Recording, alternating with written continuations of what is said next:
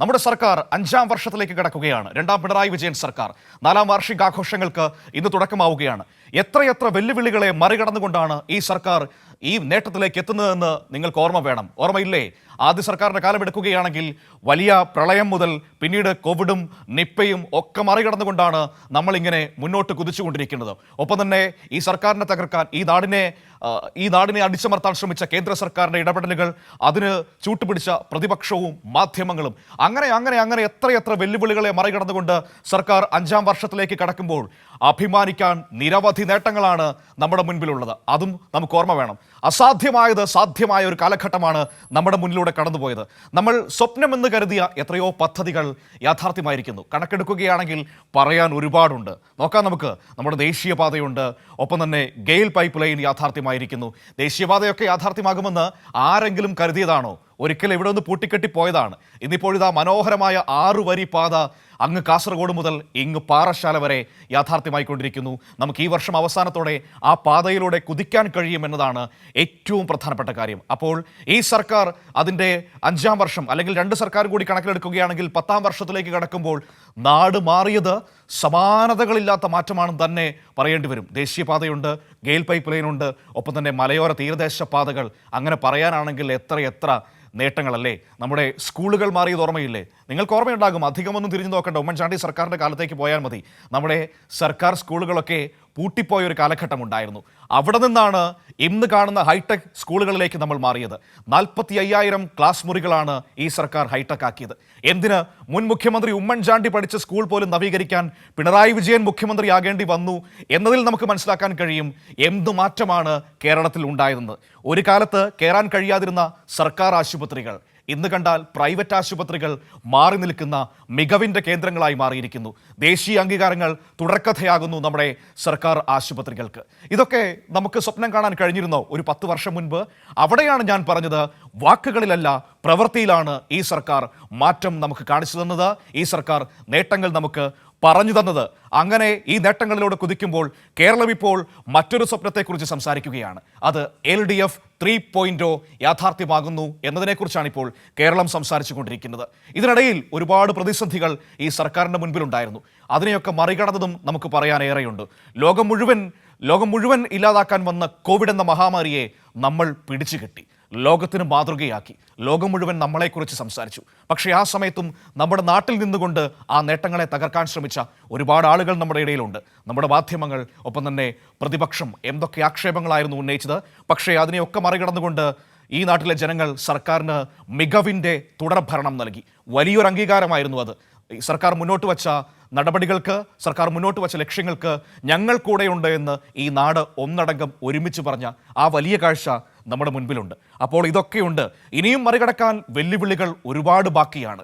അതിനെയൊക്കെ മറികടന്ന് മുന്നോട്ട് പോകാൻ സജ്ജമാണ് ഈ സർക്കാർ. നോക്കൂ, ഈ കഴിഞ്ഞ ബജറ്റ് അവതരിപ്പിച്ചുകൊണ്ട് ധനമന്ത്രി പറഞ്ഞൊരു കാര്യമുണ്ട്. വലിയ സാമ്പത്തിക പ്രതിസന്ധിയിലൂടെയായിരുന്നു നമ്മൾ കടന്നു വന്നത്. പക്ഷേ ഇപ്പോഴങ്ങനെയല്ല. നമ്മളൊരു സാമ്പത്തിക സുസ്ഥിരതയിലേക്ക് കടക്കുകയാണ്. അതിനുള്ള വെളിച്ചം നമുക്ക് ഇതാ വന്നിരിക്കുന്നു. ഏകദേശം 2 ലക്ഷം കോടിയുടെ ബജറ്റിലേക്ക് നമ്മൾ കടക്കാൻ പോകുന്നു എന്നതാണ്. അപ്പോൾ നോക്കൂ, നമ്മുടെ സാമ്പത്തിക വ്യവസ്ഥയിലുണ്ടായ മാറ്റം, നമ്മുടെ സാമ്പത്തിക മേഖലയിലുണ്ടായ മാറ്റം, നമ്മുടെ സാധാരണക്കാരുടെ ജീവിതത്തിലുണ്ടായ മാറ്റം, അങ്ങനെ ഒരുപാട് പറയാനുണ്ട്. ഏതായാലും LDF സർക്കാർ 5ാം വർഷത്തിലേക്ക് കടക്കുമ്പോൾ കാസർഗോഡാണ് ഈ പരിപാടികൾക്ക് തുടക്കമാകുന്നത്. ഇന്ന് മുഖ്യമന്ത്രി അവിടെ ഉദ്ഘാടനം ചെയ്യും. ഒപ്പം തന്നെ LDFന്റെ മഹാറാലിയുണ്ട് വൈകിട്ട്. സിജു കണ്ണൻ കൂടി കാസർഗോഡ് നിന്ന് ചേരുകയാണ്. നോക്കാം എങ്ങനെയാണ് ഈ ഉദ്ഘാടന പരിപാടികളെന്ന്. Siju, good morning.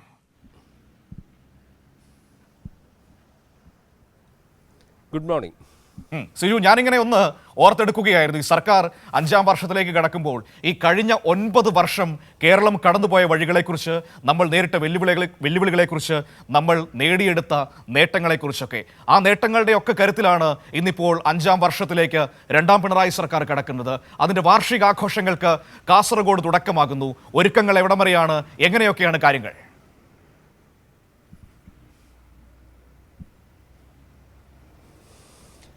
Manu, LDF സർക്കാരിൻ്റെ നാലാം വാർഷികാഘോഷം, രണ്ടാം LDF സർക്കാരിൻ്റെ നാലാം വാർഷികാഘോഷത്തിനുള്ള ഒരുക്കങ്ങളെല്ലാം തന്നെ കാസർഗോഡ് പൂർത്തിയായി കഴിഞ്ഞു. ഞാനിപ്പോൾ നിൽക്കുന്നത് കാസർഗോഡ് കണ്ണൂർ അതിർത്തിയിലുള്ള കാലിക്കടവിലാണ്. കാലിക്കടവ് മൈതാനിയിലാണ് സംസ്ഥാന സർക്കാരിൻ്റെ നാലാം വാർഷികാഘോഷവുമായി ബന്ധപ്പെട്ട പരിപാടികളെല്ലാം തന്നെ ക്രമീകരിച്ചിരിക്കുന്നത്. ഇവിടെ നിന്നാണ് സംസ്ഥാനതല ഉദ്ഘാടനം നടക്കുന്നത്. അതിനുശേഷം എൻ്റെ കേരളം പ്രദർശന വിപണനമേള നടക്കുന്നത് കാലിക്കടവ് മൈതാനിയിലാണ്. ഒരുക്കങ്ങളെല്ലാം തന്നെ പൂർത്തിയായി കഴിഞ്ഞു. രാവിലെ 10 മണിക്ക് കാലിക്കടവ് മൈതാനത്ത് പ്രത്യേകം സജ്ജമാക്കിയ വേദിയിൽ മുഖ്യമന്ത്രി പിണറായി വിജയൻ ഉദ്ഘാടനം ചെയ്യും.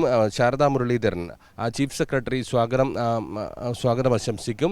അധ്യക്ഷനായി മന്ത്രി കെ രാജൻ, വിവിധ മന്ത്രിമാർ, അതോടൊപ്പം തന്നെ വിവിധ വകുപ്പിലെ ഉന്നത ഉദ്യോഗസ്ഥർ, ജനപ്രതിനിധികളെല്ലാം തന്നെ അണിനിരക്കുന്ന പ്രൗഢഗംഭീരമായ ഒരു സദസ്സിന് സാക്ഷ്യം വഹിച്ചുകൊണ്ടായിരിക്കും ഇന്ന് ഈ പരിപാടിയുടെ തുടക്കം കുറിക്കുന്നത്.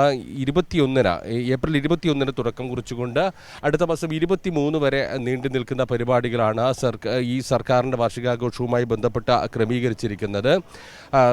ഇന്ന് ഇവിടെ കഴിഞ്ഞാൽ നാളെ വയനാട്ടിലാണ് പരിപാടി നടക്കുന്നത്. അങ്ങനെ ഓരോ ജില്ലകളിലും മാറി മാറി പരിപാടികൾ നടക്കും. അതിനുശേഷം ഓരോ ജില്ലകളിലും 7 ദിവസം നീണ്ടു നിൽക്കുന്ന എൻ്റെ കേരളം പ്രദർശന വിപണന മേള നടക്കും. ഇന്ന് ഈ ഉദ്ഘാടന പരിപാടി കഴിഞ്ഞതിന് ശേഷം പടന്നക്കാട് ബേക്കൽ ഹോട്ടലിൽ ഇന്ന് നടക്കുന്നത് ഒരു പ്രധാനപ്പെട്ട പരിപാടിയാണ്. ഈ വാർഷികാഘോഷവുമായി ബന്ധപ്പെട്ട് ജില്ലാതല യോഗങ്ങൾ നടക്കുന്നുണ്ട്. ആ ജില്ലാതല യോഗം ഇന്ന് മുഖ്യമന്ത്രിയുടെ നേതൃത്വത്തിൽ ഇവിടെ കാഞ്ഞങ്ങാട് പടന്നക്കാട് ബേക്കൽ ഇന്റർനാഷണലിൽ നടക്കും. 500-ലധികം പേരാണ് ഇതുമായി ബന്ധപ്പെട്ട് ഈ പരിപാടിയിൽ പങ്കെടുക്കുന്നത്. സമൂഹത്തിൻ്റെ വിവിധ മേഖലകളിലുള്ള ആളുകളെ പങ്കെടുപ്പിക്കുന്ന പരിപാടിയാണ്. ട്രേഡ് യൂണിയൻ നേതാക്കൾ, തൊഴിലാളി പ്രതിനിധികൾ, സർക്കാർ സേവനങ്ങളുടെ ഗുണഭോക്താക്കൾ, യുവജനത, വിദ്യാർത്ഥികൾ, സാംസ്കാരിക കായിക രംഗത്തെ പ്രതിഭകൾ, പ്രൊഫഷണലുകൾ, വ്യവസായികൾ, പ്രവാസികൾ, സമൂഹത്തിൽ സ്വാധീനമുള്ള വ്യക്തികൾ, സാമുദായിക നേതാക്കൾ തുടങ്ങി ഈ സമൂഹത്തിൻ്റെ എല്ലാ മേഖലകളിൽ നിന്നുമുള്ള ആളുകളെ പങ്കെടുപ്പിച്ചുകൊണ്ടുള്ള ഒരു ജില്ലാതല അവലോകന യോഗമായിരിക്കും ഇവിടെ നടക്കുന്നത്. മുഖ്യമന്ത്രി അവരുമായി സംവദിക്കും. ഇങ്ങനെ വലിയ രീതിയിലുള്ള ക്രമീകരണങ്ങളാണ് ഈ സർക്കാരിൻ്റെ നാലാം വാർഷികാഘോഷവുമായി ബന്ധപ്പെട്ട് ഒരുക്കിയിരിക്കുന്നത്. നേരത്തെ മനു ഇതിൻ്റെ തുടക്കത്തിൽ സൂചിപ്പിച്ചിരുന്ന കാര്യമാണ് ഞാൻ ആലോചിക്കുന്നത്. കാരണം വലിയ പ്രതിസന്ധികൾ നേരിട്ട ഒരു കാലം, കഴിഞ്ഞ 9 വർഷക്കാലത്തിൻ്റെ നേരിട്ട വലിയ പ്രതിസന്ധികൾ, നിപ്പ, ഊക്കി, അതോടൊപ്പം തന്നെ 2 പ്രളയങ്ങൾ, അതിനുശേഷം കോവിഡ് ഉൾപ്പെടെയുള്ള കാര്യങ്ങൾ, അതിനെല്ലാം അതിജീവിച്ചുകൊണ്ട് വലിയ ഒരു മുന്നേറ്റം കേരളത്തിലെ ജീവിത സാഹചര്യങ്ങൾ എല്ലാം തന്നെ ഉണ്ടാക്കിയ ഒരു സർക്കാരാണ് കേരളത്തിലെ LDF സർക്കാർ. ഈ 9 വർഷക്കാലം സൂചിപ്പിച്ചുകൊണ്ട് തന്നെയാണ് പോകുന്നത്. അതെല്ലാം തന്നെ ഓർമ്മപ്പെടുത്തിക്കൊണ്ട് തന്നെയാണ് പോകുന്നത്. നമുക്ക് ഈ ദൃശ്യങ്ങളിലേക്ക് തന്നെ പോകാം. മനു സൂചിപ്പിച്ച കാര്യം 2016 നവകേരള കർമ്മ പദ്ധതിക്ക് നാന്ദി കുറിച്ചുകൊണ്ട് LDF സർക്കാർ അധികാരത്തിൽ വരുന്നത്. 4 മിഷനുകൾ രൂപീകരിക്കുന്നു. ലൈഫ്, ആർദ്രം, പൊതുവിദ്യാഭ്യാസ സംരക്ഷണം, ഹരിത കേരളം, എല്ലാവർക്കും വീടുൾപ്പെടെ അടിസ്ഥാന സൗകര്യങ്ങൾ, മികവുറ്റ ആരോഗ്യ പരിരക്ഷ, പൊതുവിദ്യാലയങ്ങളുടെ ഉന്നത നിലവാരത്തിലാക്കൽ, അങ്ങനെയുള്ള ഒരു ഘട്ടത്തിലൂടെയാണ് ആദ്യ വർഷം കടന്നു പോകുന്നത്. നവകേരളം വലിയ ലക്ഷ്യമാണ് പ്രഖ്യാപിച്ചത്.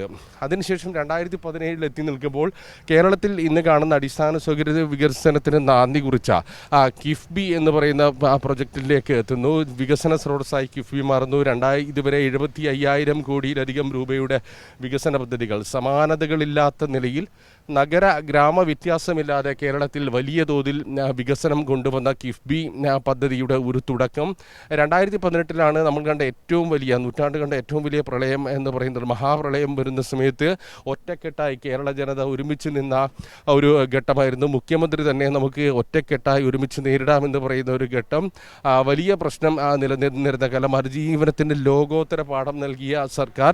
അനിശ്ചിതത്വത്തിലായിരുന്ന ദേശീയപാത 66 വികസനത്തിന് അതേ വർഷം സംസ്ഥാന സർക്കാർ 6,000 കോടിയോളം രൂപ ചെലവഴിച്ചുകൊണ്ട് സ്ഥലം ഏറ്റെടുപ്പിന് നൽകിക്കൊണ്ട് നിർമ്മാണം പുനരാരംഭിക്കുന്നു.